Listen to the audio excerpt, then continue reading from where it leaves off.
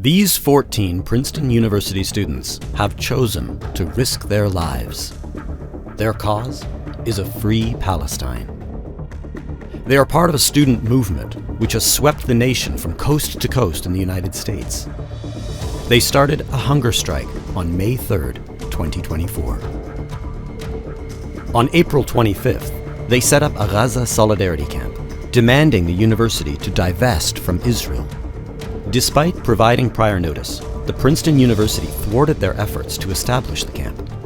It threatened to expel them.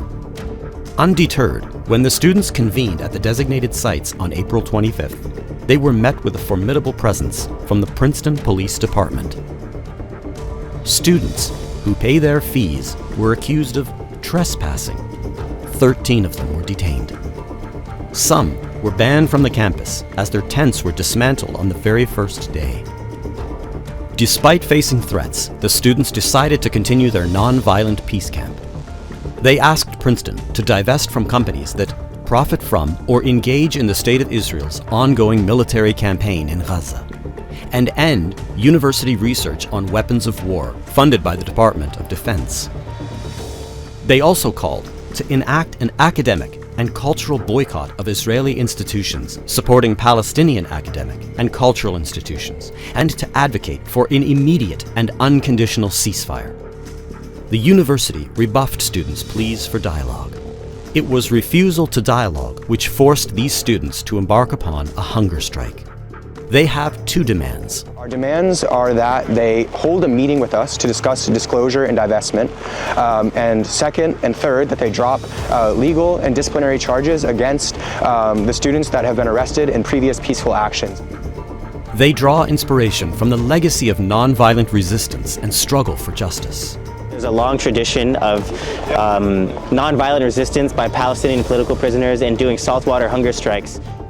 They are risking their lives. Here is a physician's statement after examining the students. The strike continues on for a few days. Organ systems can start failing. It has an immense there's immense consequences on the heart and the liver and the kidneys. There's this famous hadith. The idea is that, like, when you see an injustice happen, you should try to do something with your hands, and if you can't do something with your hands, then you should try and do something with your tongue, and if you can't do something with your tongue, then you should try and at least feel it in your heart.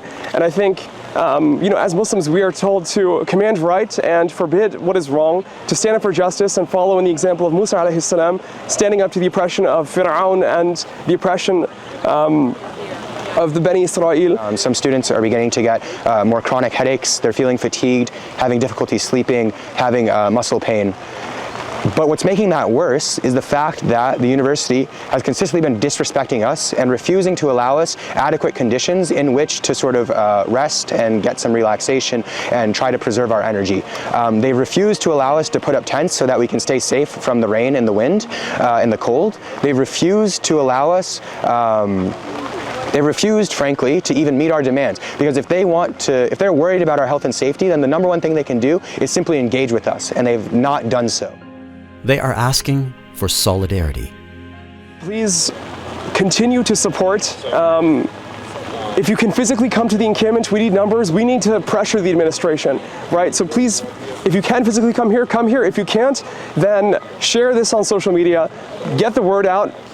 We need to we need to mobilize as an ummah to stand up for our brothers and sisters in Palestine. Do everything you can. We need people to keep showing up. The number one thing we can do is continue to put pressure on institutions and make it clear just how shameful their complicity in this genocide is. Is Princeton open for dialogue? Does it respect students' rights for free speech, where Princeton students spend $80,000 and more per year? Does Princeton know that more than 100,000 Palestinians have been killed or injured? Does Princeton know that these students are risking their lives for the sake of 2 million starving in Gaza right now? Does Princeton have a heart?